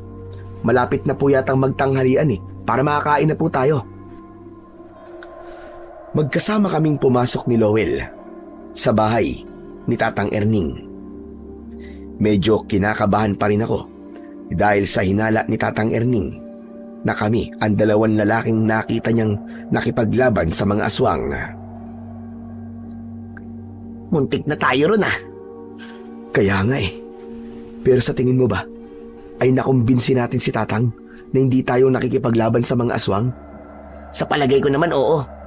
Hindi ba't binawi niya rin kagad yung sinabi niya na baka tayo ang mga lalaking yon? Pero syempre, Lowell, may nabuo ng hinala sa utak niya. Kaya, maging maingat na lang tayo sa susunod. Tumigil kami sa pag-uusap nang biglang pumasok si Tatang Erning. Tumayo siya sa pintuan at mas lalo akong kinabahan nang tinitigan niya kami ni Lowell na para bang pinag-aaralan niya ang kilos namin. Pinilit kong umakto ng normal dahil alam ko na kapag naramdaman ni Tatang Erning na kinakabahan kami, ay mas lalo siyang maghihinala. Kinagabihan ay hinintay namin ni Lowell na matulog si Tatang Erning para makalabas na kami. Nakahiga kami sa banig habang si Tatang ay nakaupo sa papag at nakatingin sa kawalan. Tatang, hindi pa po ba kayo matutulog? Medyo malalim na po ang gabi Hindi pa ako inaantok. Saka iniisip ko pa rin kasi kung sino ba talaga yung mga nakipaglaban sa mga aswang. Si Tatang naman hindi po talaga kayo makakatulog. Kung iisipin niyo pa rin yan. Humiga na po kayo para makatulog na kayo. Bakit ba pinipilit mo akong matulog? Sa hindi pa nga ako inaantok Hindi naman po sa ganun. Masama po kasi nagpupuyat kayo. Lalo na't may edad na po kayo. Oo nga pala. Tama ang sinabi mo na yan. Ang dapat sa mga kagaya kong matanda na ay natutulog ng maaga para humaba pa ang buhay. Salamat sa payo mo. Nagkatinginan kami ni Lowell nang humiga na si Tatang Erning. Naghintay pa kami ng ilang minuto hanggang sa narinig na namin ang malakas na paghilik niya. Tahimik kaming bumangon at lumabas. Nagtungo kami sa likod ng bahay dahil naroon ang aming sako. Mula sa sako namin ay kinuha namin ng itak at ang mga damit na ginagamit namin sa tuwing nakikipaglaban kami sa mga aswang. Itinakip na rin namin ang bandana sa aming muka at saka kami naglakad-lakad sa baryo upang maghanap ng mga aswang. Habang naglalakad kami, ay isang aswang ang lumitaw sa aming unahan. Nanlilisik ang namumula niyang mga mata at bigla siyang tumakbo palapit sa amin ni Lowell. Sinalubong ko ang aswang pero nagawa niyang iwasan ang mga pag-ataking ginawa ko. Sabay naming inatake ni Lowell ang aswang at sabay din naming itinarak ang aming mga itak sa kanyang tiyan. Umalingaw-ngaw sa katahimikan ng gabi ang malakas na sigaw ng aswang. Napansin ko ang pagbukas ng pinto at bintana ng mga bahay. Sumilip ang mga tao at hindi sila makapaniwala sa kanilang nakita. Ganun pa man, tiwala ako na walang makakakilala sa amin ni Lowell kaya ipinagpatuloy namin ang pakikipaglaban sa aswang. Hinugot namin ang itak sa katawan ng aswang. Tinaga ko sa gilid ng leeg ang aswang at lumikha yun ng malalim na sugat. At tuluyan nang natapos ang buhay ng aswang nang itarak naman ni Lowell ang itak sa tapat mismo ng puso nito. Agad na bumagsak ang aswang sa lupa. Doon na tuluyang lumabas ang mga tao sa kani-kanilang bahay. Para makaiwas sa kanilang mga pagtatanong, ay nagmamadali kaming tumakbo palayo sa mga tao. Nang gabing yun, ay masaya kami dahil isang aswang na naman ang aming napaslang. Mabuti na lang at walang nagtangkang sundan kami. Marahil ay nagulat talaga ang mga tao sa nakita nila, kaya hindi na nila naisip na alamin kung sino kami ni Lowell. Dumaan muna kami sa Talayban at saka kami dumiretso sa bahay ni Tatang Erning. Nagpalit kami ng damit at pumasok na kami sa bahay. Natigilan kami ni Lowell nang naabutan namin si Tatang Erning na nakaupo sa papag habang nakatingin sa aming dalawa. Tatang, bakit gising na po kayo? Kayong dalawa, saan kayo galing? Huwag niyong sabihin na may sumakit na naman na tiyan sa inyong dalawa at nagpunta kayo sa Talayban. Ganun na nga po. Pero si Lowell naman po nagbawa sa Talayban. Siya naman po sinamahan ko. At paano sasakit ang tiyan niya? Hindi naman panis ang kinain natin sa maghapon dahil kayo mismo'ng dalawa ang bumili ng pagkain natin. Alam kong may kailangan kayong aminin sa akin. Kaya umamin na kayo. Ano po ba sinasabi niyo, Tatang Erning? Wala naman po kaming dapat aminin sa inyo. Nakita ko kayo kanina. Nilabanan niyo yung aswang at pinatay niyo. Kayo ang dalawang lalaking nakikipaglaban sa mga aswang. Hindi niyo na may tatago sa akin yon. Talaga po ba? May pinatay kaming aswang? Huwag na kayong magmaang-maangan. Hindi niyo na ako mapapaniwala sa mga kasinungalingan ninyo. Akala niyo ba ay tulog na ako kanina? Nagkunwari lang akong tulog dahil malakas talaga ang kutob ko na kayo ang mga tagapagtanggol. Nakita ko kayo na nagpalit ng damit sa likod ng bahay. Nasaksihan ko kung paano niyong pinatay ang aswang at pagkatapos ay nagmamadali kayong umalis. Huwag na kayong magpanggap dahil alam ko na ang lahat. Booking na kayo! Bigla kaming natahimik ni Lowell. Nagkatinginan kaming dalawa. Alam ko na sa pagkakataong yun ay wala na talaga kaming lusot kay Tatang Erning. Wala na kaming magagawa kundi ang umamin sa kanya. Tama po kayo, Tatang. Kami nga pong nakikipaglaban sa mga aswang na sumasalakay dito. Pasensya na po kayo kung inilihim namin yun sa inyo. Hindi naman ako nagagalit sa inyo. Ang totoo nga niyan ay sobra akong natutuwa at nagpapasalamat dahil dumating kayo rito sa aming lugar sa panahong kailangan namin ng kagaya nyo. Ang ipinagtataka ko lang ay ano ang dahilan kung bakit ayaw ninyong malaman na kayo ang aming tagapagtanggol. Dahil naniniwala po kami na hindi kailangan malaman ng mga tao ang tulong na ginagawa namin. Ang totoo po niyan, Tatang, ay nagpupunta po kami ni Lowell sa iba't ibang lugar kung saan merong mga aswang na banta sa buhay ng mga tao. Ito po ang ginagawa namin ay paraan namin para bigyan po ng pagpupugay ang namayapa naming tatay na dati rin po manunugis. Hindi ako papayag na hindi malalaman ng mga tao ang ginagawa ninyong kabayanihan. Ang dapat ay purihin nila kayo. Dapat silang magpasalamat sa inyong dalawa. Hindi po namin kailangan ng papuri at pasasalamat ng mga tao, Tatang Erning.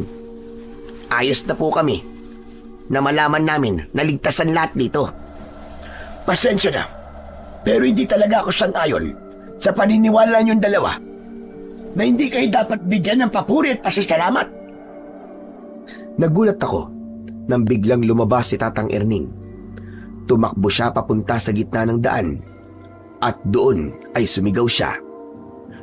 Lumabas kayong lahat sa inyong mga bahay! Alam ko na ang pagkatao ng mga tagapagtanggol natin! Nagmamadali naming pinuntahan si Tatang Erning. Sinubukan namin siyang pigilan, pero lumabas na ang mga tao sa kani-kanilang mga bahay. Maging si Baldo ay naroon din. Itong dalawang tao na to na nasa tabi ko na pinagtatawanan ng ilan sa inyo ay ang tinutukoy kong mga tagapagtanggol. Silang nakikipaglaban sa mga aswang para sa kaligtasan natin lahat. Inabot ka na naman ba ng pagkabaliw mo, Tatang Erning? O anong magiging tagapagtanggol ang magkakambal na yan? Mga duwag at dalawag yan Isang suntok ko nga lang sa isa sa mga yan, bumagsak na. Maniwala ka sa sinasabi ko, Baldo. Sila talaga ang pumapatay sa mga aswang. Maniwala kayo sa akin. Nagsasabi ako ng totoo. Dapat tayo magpasalamat sa kambal na ito dahil ibinubuwis nila ang sarili nilang buhay para sa ating lahat, para sa ating kaligtasan. Tumigil ka na sa kasinungalingan mong yan, tanda. Kung kayo nga ay hindi naniniwala na ako ang pumatay sa mga aswang, ay mas lalong hindi ka panipaniwala na ang dalawang yan ang nakikipaglaban sa mga halimaw na yon. Tatang, tama na po, Tatang. Wala pong maniniwala sa inyo. Nakikiusap po kami sa iyo na huwag niyo na pong pilitin na maniwala sa inyo mga tao. Tara na po. Pumasok na po tayo sa bahay niyo. Tara na, Tatang. Tinignan ko si Tatang Erning ng diretso sa kanyang mga mata. Nang sandaling yun ay naramdaman ko na parabang naintindihan niya na ako. Kaya tumango siya at mag-isa siyang bumalik sa loob ng kanyang bahay. Humingi naman ako ng paumanhin sa mga taong naroon. Sinabi ko na wala lang si Tatang Erning sa kanyang sarili. Kaya niya nasabi ang mga ganong bagay. Nagsimulang bumalik ang mga tao sa kani-kanilang mga bahay at doon na namin sinundan ni Lowell si Tatang Erning. Tatang, alam ko na gusto niyong baguhin ang tingin ng mga tao sa amin dito. Pero wala po talaga kaming balak ni Lowell na ipaalam sa kahit na sino dito kung sino kami at kung anong ginagawa namin. Sana po ay irespeto niyo po ang bagay na yon. Naiintindihan ko na kayo. Pasensya na ako, masyado akong nadala sa aking damdamin at sa gustuhan kong matuwa ang mga tao sa inyo. Hindi lang talaga ako makapaniwala na may mga taong kagaya nyo na sa kabila ng kabutihang ginagawa ay mas gusto na wag makilala ng lahat. Isa po kasi yan sa bili ng tatay namin sa amin. At alam po namin ni Lowell ang dahilan kung bakit gusto ng tatay namin na walang makaalam na nakikipaglaban po kami sa mga aswang. Naputol ang pagsasalita ko nang may narinig kaming sigawan ng mga tao sa labas. Ano nangyayari? Bakit parang may nagkakagulo? Mukhang may sumasalakay pong aswang, Tatang. Dito lang po kayo sa loob ng bahay nyo. Kailangan po naming harapin ang aswang na yon. Sige, mag-iingat kayong dalawa. Nagmamadali kami nagpalit ng damit ni Lowell at agad naming hinanap kung nasaan ang kaguluhan. Hindi nagtagal ay nakita namin ang isang aswang.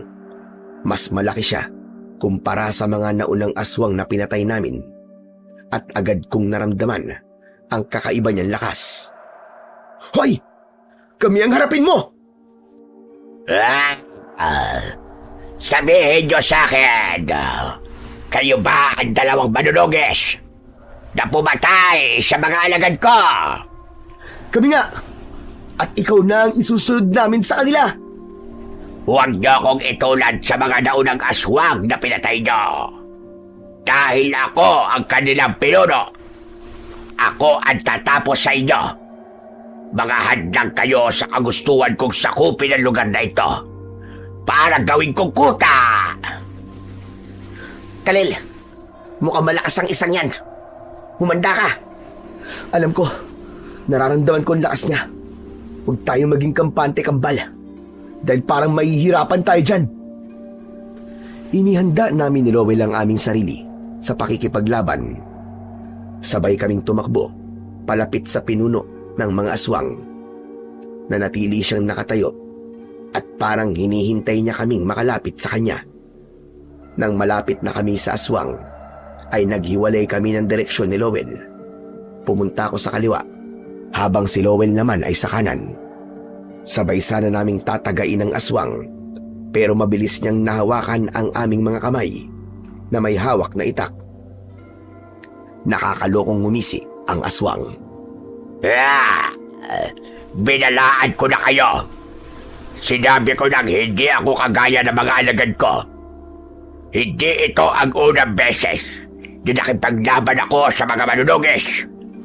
At lahat ng manunugis na naglakas ng loob na labanan ako ay matagumpay kong napatay.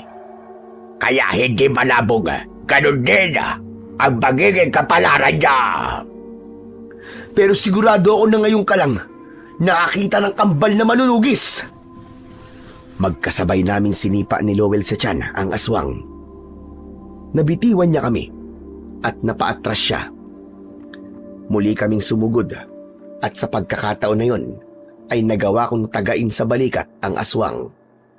Habang si Lowell naman ay tumakbo sa likod ng aswang.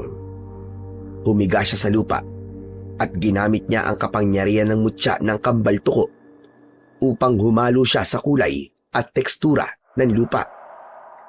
Muli kong inatake ang aswang at nagpalitan kami ng pag-atake.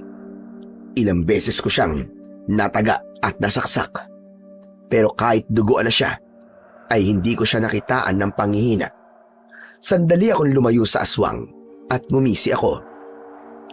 Mukhang tama nga ang sinabi mo. Mas malakas ka nga kumpara sa mga walang kwenta mong alagad. Pero ito ang tatandaan mo. Wala ka pa rin laban sa amin ng kambal ko. Kambal? Pero nasa na sinasabi mo kambal mo? Kanina ko pa siya hindi nakikita. Mukhang iniwala ka na niya dahil natakot na siya sa akin. Kahit mag-isa na lang ako ngayon, ay kayang-kaya pa rin kitang talunin. Hindi ko na kailangan ng tulong ng kambal ko. Hindi ko alam kung saan ka kumukuha ng lakas ng loob para sabihin sa akin ang mga bagay na yan. Pero sisiguraduhin ko sa iyo na magsisisi ka na dahil kinalaban mo ka. Malakas na humalakak ang aswang at muli siyang sumugod sa akin. Mas naramdaman ko ang kapangyarihan ng mutya ng kambal tuko ng sandaling yun. Alam kasi ng mutya kung kailan ko siya mas kailangan gamitin. Hindi na lang itak ang ginamit ko para labanan ang pesteng aswang. Sinamahan ko na rin yun ng suntok at sipa. Sunod-sunod ang naging pag-atake ko sa kanya, kaya wala siyang nagawa kundi ang umatras ng umatras. Sinadya kong gawin yun hanggang sa nakita ko na malapit na siya kay Lowell. At nang malapit na ang aswang sa kinahihigaan ng kakambal ko, ay biglang itinarak ni Lowell ang itak sa talampakan ng aswang. Doon na niya ipinakita ang sarili niya sa aming kalaban. Napaupo ang aswang habang bakas ang sakit sa kanyang muka dahil sa malalim na sugat sa kanyang paa. Tumayo kami ni Lowell sa harapan ng aswang. Napalagay mo ba? Hahayaan ko makipaglaban ng kakambal ko na mag-isa? Wala kami naging laban na hindi kami magkasama. Buang ka. Karon na ang imong katapusan. Magalimbungan mo! Unsang klase nga mahika ang inyong gigamit. Gilibog ninyo ko Dili mo patas makigaway! Hoy, Tagalog ni. Di ako marunong magsibuano. Tsaka bakit parang paiyak ka na? Natatakot ka na ba? Dahil alam mong nalalapit na ang katapusan mo. Galit na umangil ang aswang. Tatayo pa sana siya. Pero hindi na namin siya binigyan ng pagkakataon para makabawi. Sabay naming inatake ang aswang at sabay din naming itinarak ang aming mga itak sa ibabaw ng ulo ng aswang. Napamaang ang aswang at tila hindi siya makapaniwala sa bilis ng aming paggalaw. Nang hugutin namin ng itak, ay tuluyan na siyang bumagsak at doon na siya binawian ng buhay. Makalipas ang ilang sandali, ay halos palibutan na kami ng mga tao.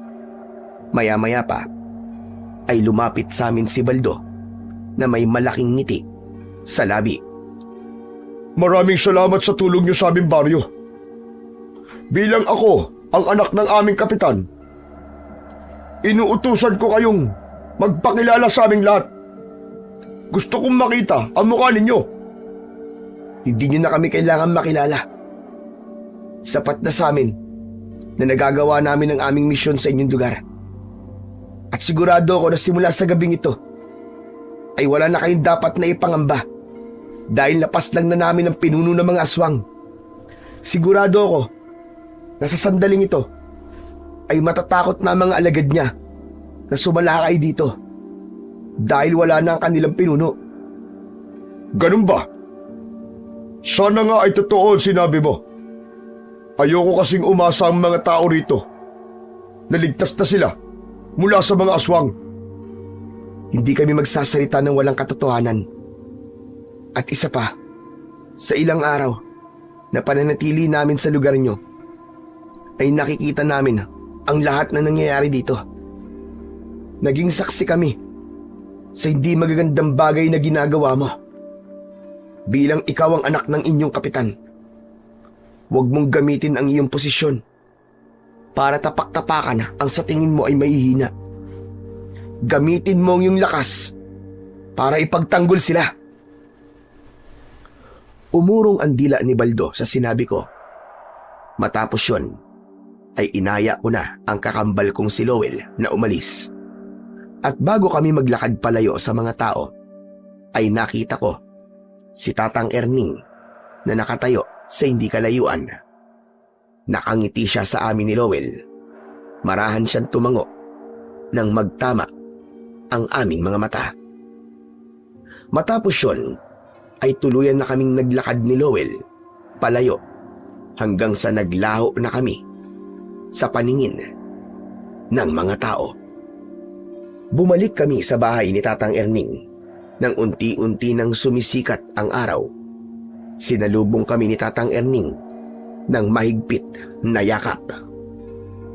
Maraming salamat sa inyong dalawa. Salamat dahil sa pagpatay niyo sa pinuno ng mga aswang. Ay alam kong ligtas na ang aming baryo. Alam ko rin na makukuha na ng asawa ko at ng iba pang pinatay na mga aswang ang hustisya na nararapat para sa kanila. Walang anuman po yun, Tatang. Yun naman po talaga ang dahilan kung bakit po kami nagpunta rito. Pero dahil tapos na po ang mission namin, Tatang Erning, ay kailangan na po naming umalis. Ano ka mo? Abay, bakit kayo aalis? Dito na lang kayo manirahan sa bahay ko. Gustuin man po namin, Tatang, natanggapin po ang alok nyo. Hindi po pwede. Marami pa pong lugar. Hanggang ngayon, sinasalakay po ng mga aswang. Kailangan din po nila ang tulong namin. Ng kambal ko. Ganun ba?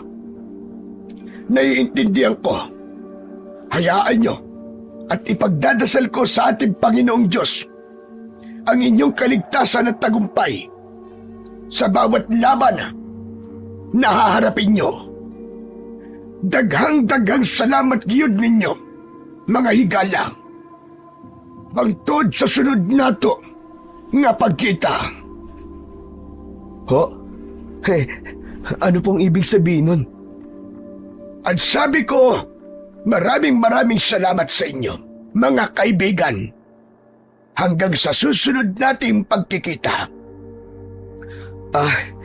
Salamat din po sa inyo. Dahil kahit sandali, ay muli po naming naramdaman ni Lowell kung paano po magkaroon ng pamilya. Huwag po kayong mag-alala. Dahil kapag nagkaroon po kami ng pagkakataon, ay dadalawin po namin kayo rito.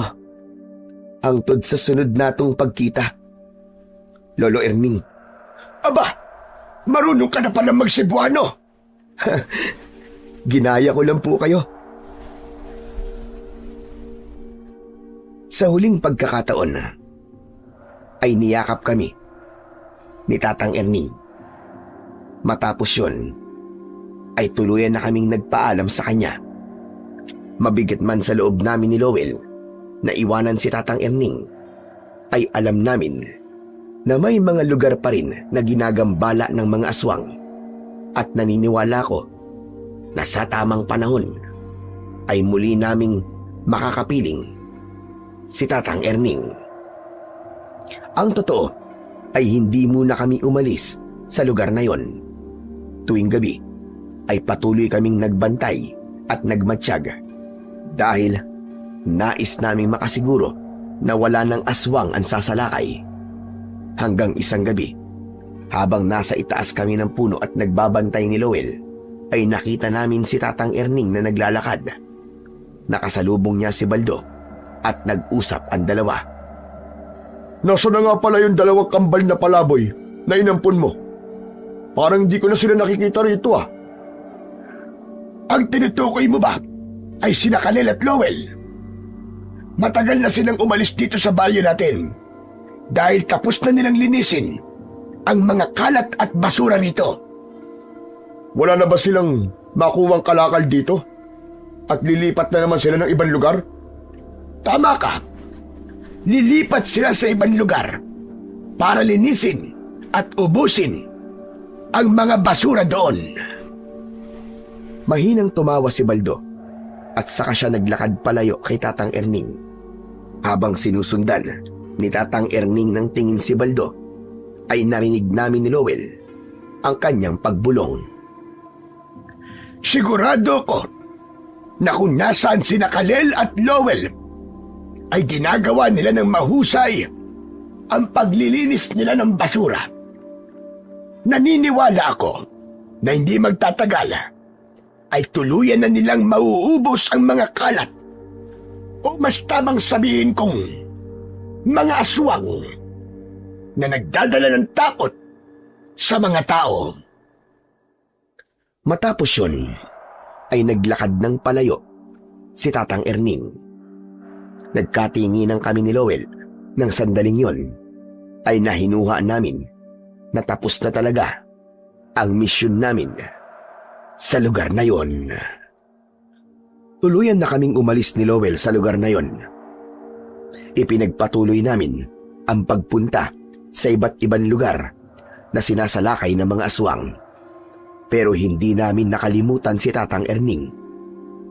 Binalikan namin siya at tinulungan namin siyang madala sa isang mental hospital para magamot ang kanyang problema. Halos 1 taon nang lumipas bago siya nakalabas, at nang lumabas siya roon ay para na siyang isang bagong tao. Sa kasalukuyan, huminto na muna kami ni Lowell sa pagiging manunugis. Payapa at masaya na kaming nakatira sa bahay namin kasama si Tatang Erning na parabang tunay na rin naming lolo. Marami akong natutunan sa lahat ng nangyari. Napatunayan ko na hindi kailangan malaman ng mga tao ang kabutihang ginagawa mo dahil alam namin ni Lowell na lahat ng ginagawa namin ay nakikita ng Diyos sa langit. Alam ko rin na maaaring dumating ang araw na kailangan namin bumalik sa pakikipaglaban sa mga aswang. Pero sigurado ko na walang laban ang hindi namin mapagtatagumpayan basta't magkasama at nagtutulungan kami ng kakambal kong si Lowell. Hanggang dito na lamang po ang aming kwento at sana ay marami po kayong natutunan na aral. Sa kwentong inyong napakinggan ay pinatutunayan lamang na ang tunay na pagtulong ay yaong ginagawa ng tahimik at taus-puso, hindi para purihin, hindi para suklian, kundi dahil may malasakit at pag-ibig ka sa kapwa. Ito ang kabutihang nagmumula sa pusong marunong umunawa sa hirap ng iba. Kapag ang pagtulong ay walang hinihintay na kapalit, magiging mas dalisay ito. Walang bahid ng pagmamataas, walang bahid ng interes. Tulad ng sinasabi sa mga gawa, Kabanata 20, Talata 35, mas mapalad ang magbigay kaysa tumanggap. Ipinapaalala nito na ang tunay na biyaya ay hindi lamang nasa tinatanggap, kundi higit sa lahat, nasa pagbibigay. Sa huli, ang kabutihang ginagawa ng lihim at walang kapalit ay hindi nawawala sa paningin ng Diyos. Maaaring hindi ito masuklian ng tao, ngunit tiyak na may kapalit na pagpapala mula sa Kanya sa tamang panahon at sa paraang higit pa sa ating inaasahan. Maraming salamat po sa walang sawa niyong suporta at pakikinig sa aking mga YouTube channel na The Voice Addict at mga kwento ni Apong Isaac. Hanggang sa muli at pagpalain po nawa kayo ng Diyos na may kapal.